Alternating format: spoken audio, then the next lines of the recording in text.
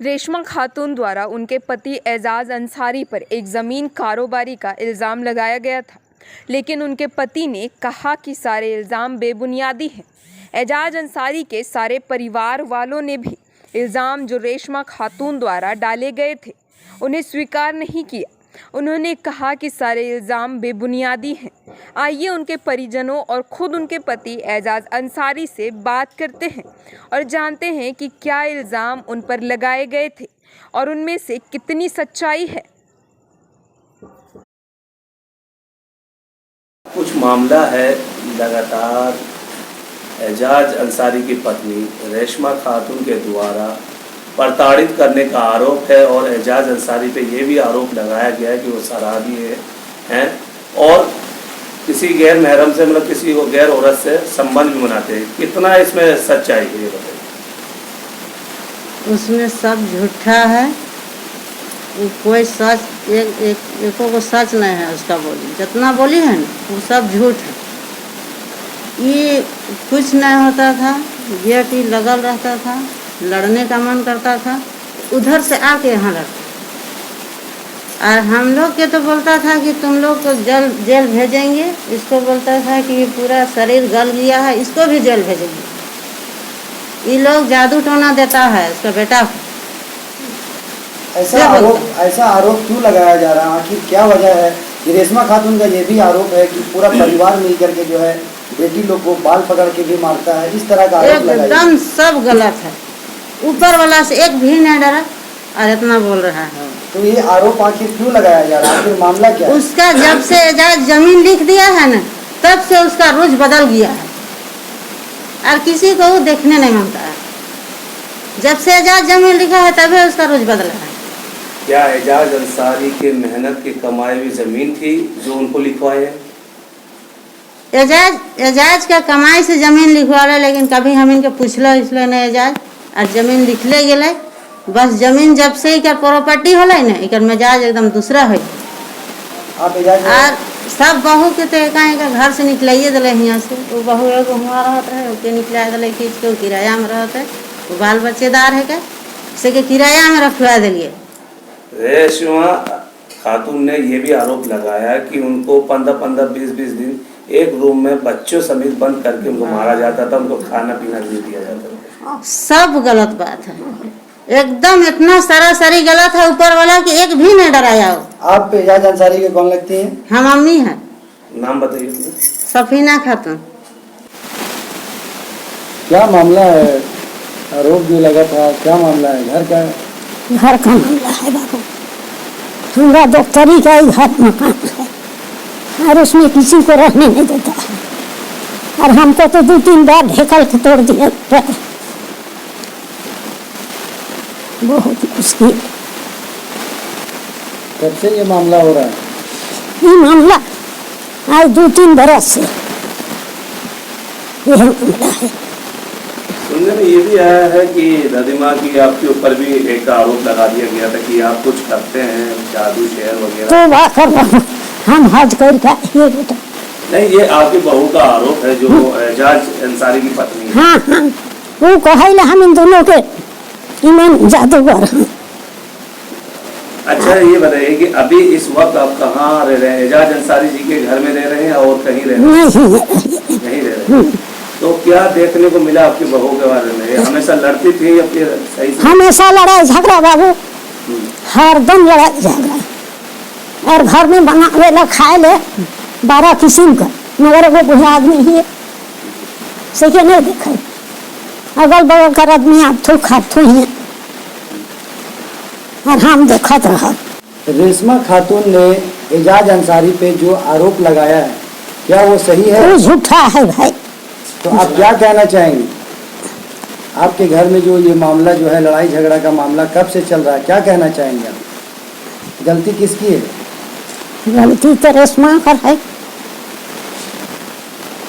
आप ये भी सुनने में आ रहा है कि यहाँ पे डायन विसाही वाला भी कुछ मामला आ रहा है, इस तरह का जादू टोना वाला भी मामला आ रहा है, इसमें आप क्या कहेंगे?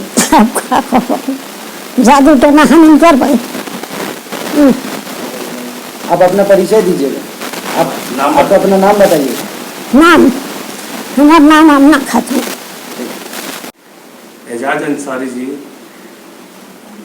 रेशमा खातून द्वारा, आपकी पत्नी द्वारा यह आरोप लगाया गया है कि आप उन पर मारपीट करते हैं और पूरा परिवार मिलकर प्रताड़ित करते हैं, और दूसरा आरोप ये भी है कि आप नशा करके दारू पी करके रात रात भर नहीं आते। कितना इसमें सच है ये बताएं। देखिए, सबसे पहले तो जहाँ तक बात है दारू पीने का, वो तो हम लोग कभी किए नहीं हैं। और दूसरी बात ये है कि वो जो इल्ज़ाम लगा रही है कि मारते हैं, आज 19 साल शादी का हो गया, हम क्यों मारेंगे? हम कभी नहीं मारे हैं और मारना भी नहीं चाहते हैं कभी। मेरा 4 गो बच्चा है, सब अब लगभग में है शादी ब्याह का, हम क्यों मारेंगे? मेरे साथ वो सिर्फ ये करने का रीज़न है कुछ जो हम आपको बताना चाहते हैं।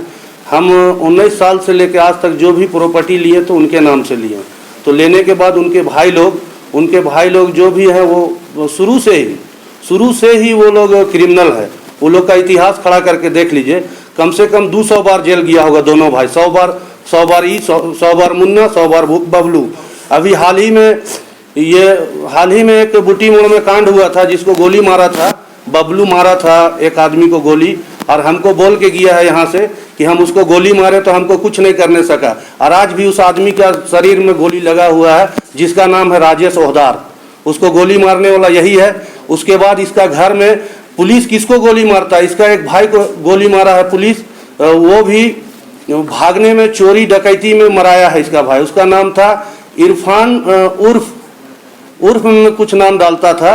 ये कांटा टोली पुल के पास इसको इनकाउंटर किया था पुलिस, सिर्फ इसलिए किया था कि ये लोग जो है शुरू से क्रिमिनल है, और ये क्रिमिनल गिरी हम लोग को दिखाने आए हैं सिर्फ प्रॉपर्टी के लिए। इन लोग के पास तो कुछ है नहीं, जो भी है मेरे पास तो हमको लूटना चाहता है ये लोग। इसका और भी 2 बहन है, सब इधर उधर है। उन लोग के पास काहे नहीं जाता है, मेरे पास काहे आता है? यहाँ आता है और उसका माँ 6 महीना तक रहती है, ये उसका बहन 8 महीना तक रहती है, यहाँ खाती है पीती है।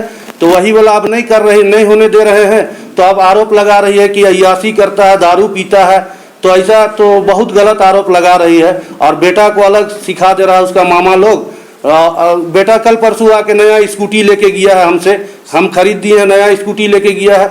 2-2 दिन में, 3-3 दिन में उसको चहका के ये सब किया जा रहा है, सिर्फ हम लोग को बर्बाद करने के लिए। हम लोग सब भाई एकजुट में रहते हैं। उसको मुन्ना और बबलू और एक इलियास भी है। और दूसरा ये भी वजह है, वो लोग मेरा बेटा को दामाद बनाना चाहता है, जो हम होने नहीं देना चाहते हैं। उसका बेटी का कहीं रिश्ता नहीं लग रहा है, इलियास नाम है जिसका बेटी का रिश्ता नहीं लग रहा। तो मेरा बेटा को बझाने के लिए ये सब खेल खेला जा रहा है। मेरा बेटा 19 साल का, उसका बेटी 18 साल की है, तो हम नहीं शादी करने देना चाहते, इसलिए ये सब आरोप लगा रहा है। बाकी अब दुनिया देखे समझे। ये भी एक आरोप है रेशमा खातून द्वारा कि 15-15 दिन उनको भूखा रखा गया है और सब लोग मारपीट करते थे। उसका प्रूफ है मेरे पास। जब वो यहाँ से गई है ना, तो उसका फ्रिज में कितना सारा सामान था, सब चीज़ था, मछली था, खस्सी का मीट था, सारा चीज़ इतना था कि 15 दिन वो खुद खा सकती है। बड़ा फ्रिज में रखा हुआ था। आप अगल बगल भी पता कर सकते हैं, जितना खुशहाल से वो लोग है, कोई नहीं है। उसका कारण ये है कि बबलू एक शादी किया है जो बड़ागांव में रहती है। तो जब यहाँ राशन आता है ना, तो राशन उसके यहाँ पहुँचा दिया जाता है, बबलू का बीवी के यहाँ। तो वो सब चीज़ जब बंद हो गया, तो अब ये आरोप नया लगा रही है कि हमको खाना नहीं मिल रहा है। एजाज जी, एक और आरोप है कि आपके ऊपर कि आप एक आपराधिक मामले में भी कई मामलों में आप फंसे हुए हैं। जी नहीं, पेंडिंग जी नहीं, हमको तो जिला बदर का किया गया है कि जिला बदर होवल है। आदमी ला के प्रूफ दिखाए ना कि हम जिला बदर हैं। बिना प्रूफ का तो आदमी किसी को भी गाली बकता है। अगर हम जिला बदर हैं तो ला के दिखावे। और हमरा कितना आपराधिक मामला है, जाके देख ले, कोर्ट खुला हुआ है। हम तो आज तक जेल नहीं गए, न हम हाजत में बंद हुए। हमारे पास पैसा है, सो बात थोड़ी है। हम लोग के पास वो सब काम ही नहीं है, चोर चुहाड़ वाला, जो उसका भाई लोग मुन्ना और बबलू करता है। हाल ही में एक सीओ को किडनैप किया था, मुन्ना उर्फ इमरान, उसमें भी कुछ नहीं करने सका पुलिस। बोला क्या कर लिया। बबलू भी बोला कि पुलिस को तो हम लोग जेब में रखते हैं, पुलिस क्या कर लेगा, लोअर बाजार थाना को खरीद लेंगे। और यहाँ सदर थाना में केस नहीं हुआ, सब जान गया सदर सेक्रेटरी की क्या मामला है, जमीन का मामला है। तो मेरा थाना में केस नहीं हुआ, सदर थाना में, तो वहाँ पैसा कौड़ी दे के ये लोग केस करवा दिया है। आखिर ये इतना जमीन है और इतना जमीन पर लड़ाई हो रहा है, क्यों इतना विवादित हो रहा है? जमीन होगा 1 आध एकड़ उसके नाम से है, अभी तो देखे नहीं है। और सारा पेपर तो वो ले गई है, ये तो हम फोटो कॉपी लाए हैं। सारा पेपर जितना था जमीन का उसका भाई लोग यहाँ घुस के ले गया है। पूरा पेपर बक्सा में था सबको ले गया है, और जितना जेवर गहना था सबको उसका भाई लोग ले गया। लेकिन हम लोग अपना इज्जत बचाने के लिए केस नहीं किए हैं। गांव घर का फैमिली को हम लोग नहीं लाना चाहते थे मीडिया में, लेकिन ऐसा हरकत ये लोग कर रहा है कि हम लोग को मजबूर होके लाना पड़ गया। अगर आप इस चैनल पर नए हैं तो हमारे चैनल को लाइक, शेयर एंड सब्सक्राइब जरूर करें, ताकि आने वाली देश विदेश की खबरें आपको मिलती रहे। स्वदेश वाणी।